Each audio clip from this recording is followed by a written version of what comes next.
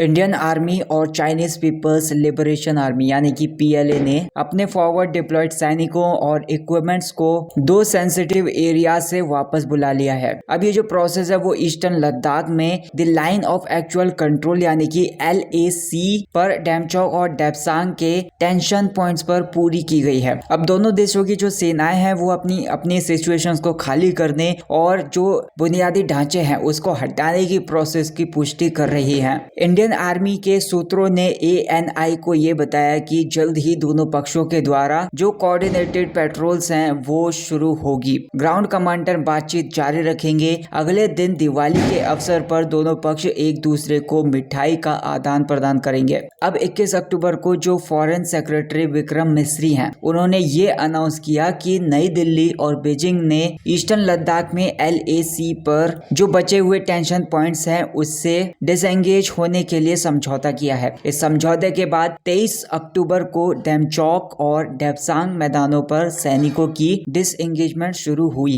India और China के बीच में जो संबंध है उनके बीच में तनाव तब बढ़ा जब अप्रैल 2020 में चीनी सैनिकों ने LAC के साथ अग्रेशन दिखाया था। ये जो सिचुएशन थी वो 15 जून 2020 को पीक पर पहुंच गई जब गलवान घाटी में 20 भारतीय सैनिकों ने चीनी हमले को विफल करते हुए अपने प्राणों की आहुति दी थी। अब इंडिया का ये कहना है कि इंडिया चाइना द्विपक्षीय संबंध तब नॉर्मल हो जाएंगे जब LAC पर सिचुएशन मई 2020 से पहले जैसी हो जाएगी। पिछले हफ्ते इंडिया चाइना के द्विपक्षीय जो संबंध हैं उनमें सुधार के बाद प्रधानमंत्री नरेंद्र मोदी ने ब्रिक्स समिट में चाइनीज प्रेसिडेंट शी जिनपिंग से मुलाकात की। प्रधानमंत्री नरेंद्र मोदी ने ये कहा कि बॉर्डर पर शांति बनाए रखना हमारी पहली प्रायोरिटी होनी चाहिए। अब ये जो है ये हमारी 5 साल में पहली फॉर्मल मीटिंग है। तो सर हम सीमा के संबंध में जो समझौते किए हैं उनका स्वागत करते हैं। बॉर्डर पर शांति और स्टेबिलिटी बनाए रखना हमारी पहली प्रायोरिटी होनी चाहिए और आपसी विश्वास, रिस्पेक्ट और सेंसिटिविटी हमारे संबंधों का आधार होना चाहिए। मुझे विश्वास है कि हम खुले दिल से बातचीत करेंगे और हमारी चर्चाएं निर्णयात्मक होंगी।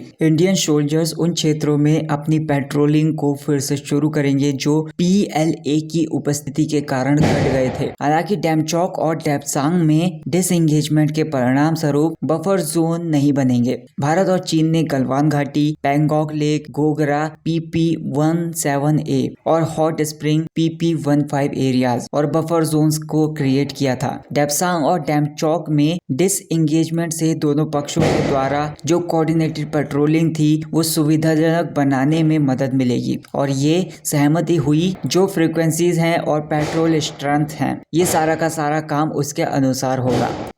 लेफ्टिनेंट जनरल विनोद भाटिया ये रिटायर्ड हैं जो एक forward director general of military operations के हैं। उन्होंने HT को बताया हालांकि भारत और चीन के बीच में जो सीमा पर शांति बनाए रखने की चुनौती बनी हुई है LAC पर स्टेबिलिटी सुनिश्चित करने के लिए जरूरी है कि दोनों पक्ष आपसी बातचीत जारी रखें। अलग अलग बार बार होती हुई मुठभेड़ों ने दोनों देशों के बीच में तनाव को बढ़ा दिया और ये जरूरी है कि सैनिकों की तैनाती को सावधानी पूर्वक नियंत्रित किया जाए। भारत और चीन के बीच में इस डिसएंगेजमेंट प्रोसेस का महत्व न केवल मिलिट्री पर्सपेक्टिव से है बल्कि ये रीजनल स्टेबिलिटी के लिए भी जरूरी है। दोनों देशों को बातचीत के माध्यम से अपनी समस्याओं का समाधान करने की जरूरत है ताकि फ्यूचर में ऐसे तनाव से बचा जा सके। इस प्रोसेस में बॉर्डर पर शांति बनाए रखने के लिए दोनों देशों के बीच में एक दूसरे के प्रति सेंसिटिविटी और समझदारी से व्यवहार करना होगा। फ्यूचर में जो इंडिया और चाइना के रिलेशन के बीच में जो स्टेबिलिटी होने वाली है वो इस बात पर निर्भर करेगी कि वे आपसी विश्वास को कैसे बिल्ड करते हैं और सीमा पर तनाव को कैसे कंट्रोल करते हैं।